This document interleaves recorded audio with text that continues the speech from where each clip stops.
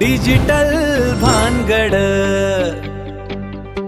ज्या आंदोलनानं सरकारला गुडघ्यावर टेकवलं त्याच मनोज जरांगे पाटलांनी आता थेट धनगर समाजाच्या मैदानात एंट्री घेतली आहे. पण ही एंट्री साधीसुधी नाही. हा तर सत्ताधाऱ्यांचा खुटा उपटून काढणारा इशारा आहे.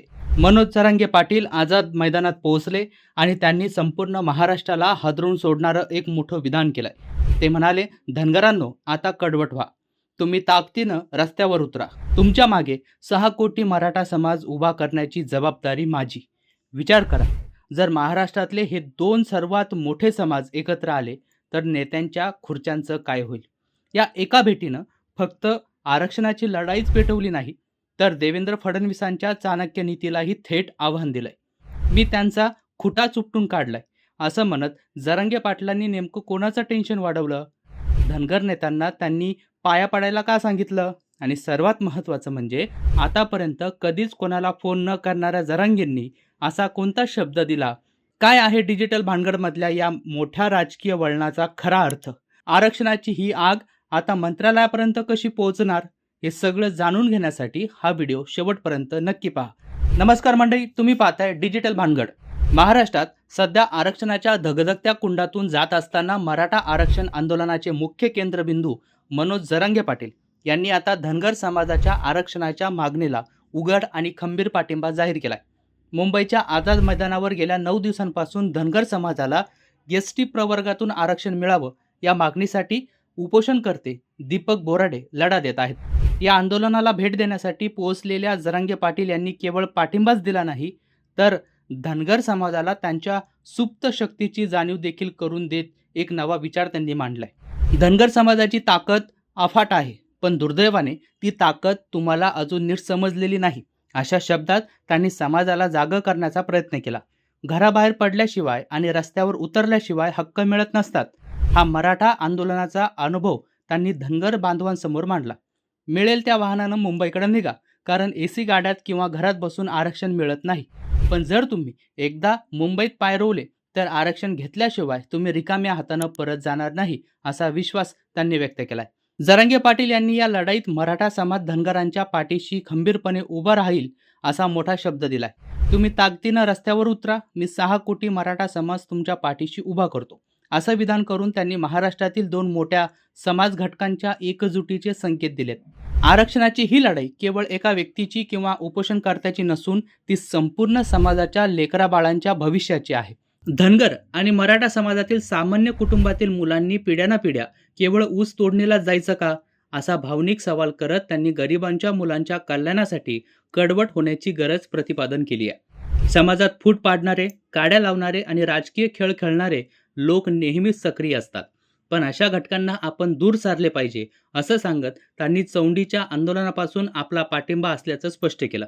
या आंदोलनात नेत्यांच्या भूमिकेवर जरांगे पाटील यांनी अत्यंत परखड भाष्य केलंय. धनगर समाजात शेंडगे, तायवडे, जानकर यांसारखे मोठे आणि मातब्बर नेते आहेत, पण या नेत्यांनी आपापसातील मानपान, हेवेदावे आणि राजकीय प्रतिष्ठा बाजूला ठेवून समाजाच्या हितासाठी एकत्र येण्याचं आवाहन त्यांनी केलंय.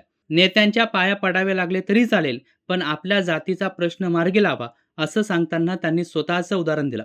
मराठा आंदोलनावेळी त्यांनी स्वतःला नेता न म्हणवता आंदोलक मानले आणि समाजाला केंद्रस्थानी ठेवले.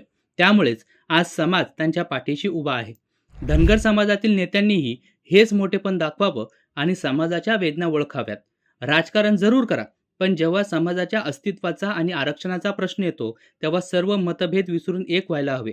जरांगे पाटील यांनी स्वतःहून पुढाकार घेत सर्व धनगर नेत्यांना फोन करून एकत्र येण्याचं आवाहन करणार असल्याचं त्यांनी जाहीर केलंय, जेणेकरून समाजाची ताकद विखुरली जाणार नाही. जरांगे पाटील यांनी राज्याच्या राजकारणातील चालींवरही मिश्किलपणे आणि धारदारपणे टीका केली आहे. मुख्यमंत्री देवेंद्र फडणवीस यांच्यावर निशाणा साधताना ते म्हणाले की फडणवीस हे राजकारणातील डाव टाकण्यात माहिर आहेत. मराठा आंदोलनावेळी त्यांच्यावर SIT चौकशीच्या फेऱ्या लावण्यात आल्या, अनेक अडचणी निर्माण केल्या गेल्या, तरीही आंदोलक डगमगले नाहीत. फडणवीस हे साधे माणूस नाहीत, ते खुटाच घालतात, पण मी त्यांचा खुटा उपटून काढलाय, असं म्हणत त्यांनी फडणवीसांच्या कार्यपद्धतीवर चिमटा काढला. 2014 मध्ये धनगर समाजाला आरक्षण देण्याचं आश्वासन देऊन भाजपने मतं मिळवली होती. याची आठवण करून देतानाच त्यांनी धनगरांना राजकीय ताकद वापरण्याचा सल्ला दिला. मी जसे 29 पाडले तसे तुम्हीही करा. सरकारला आपली किंमत कळली पाहिजे, असा सूचक इशारा त्यांनी दिला. जोपर्यंत सरकारला सत्तेची भीती वाटत नाही, तोपर्यंत ते आरक्षणासारखे गंभीर प्रश्न मार्गी लावणार नाहीत, असा त्यांचा अनुभव आहे. आंदोलनाच्या स्वरूपावर बोलताना त्यांनी शांततेत क्रांती करण्याचा मंत्र दिला.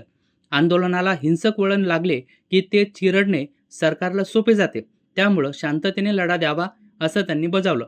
सध्या गावाकडं कामं कमी आहेत. अशा काळात घराबाहेरील ओट्यांवर बसून राहण्यापेक्षा मुंबईच्या दिशेनं कूच करणे अधिक हिताचं ठरेल.